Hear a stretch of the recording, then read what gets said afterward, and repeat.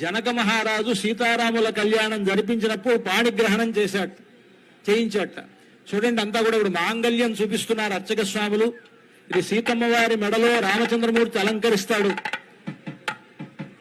ఆ మాంగళ్యంలో 3 మాంగళ్యాలు ఉన్నాయి.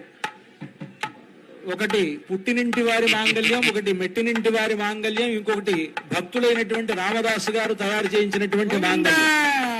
అంతా సేవించండి.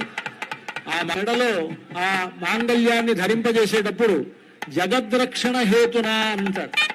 ఈ జగత్తుని మొత్తాన్ని కాపాడడం కోసమని సీతమ్మ వారితో ఆయనకు కళ్యాణం జరుగుతున్నది కనుక మాంగళ్య తంతునానేన జగద్రక్షణ హేతునా కంఠేర్పయామి శుభగే.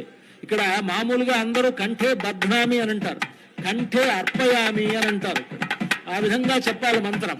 కంఠేర్పయామి శుభగే త్వంజీవ శరదాం శతం అంటూ ఆ మాంగళ్య మంత్రాన్ని పఠిస్తూ సీతమ్మ వారి మెడలో రామచంద్రమూర్తి అర్పించేటువంటి సన్నివేశాన్ని ఇప్పుడు మనం చూడబోతూ ఉన్నాం.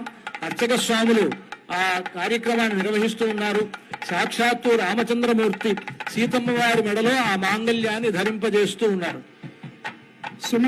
సుమంగళీరితి మంత్రేణ శ్రీ సీతా మహాలక్ష్మీదేవ్యాః కంఠే మంగళసూత్రం బధ్వా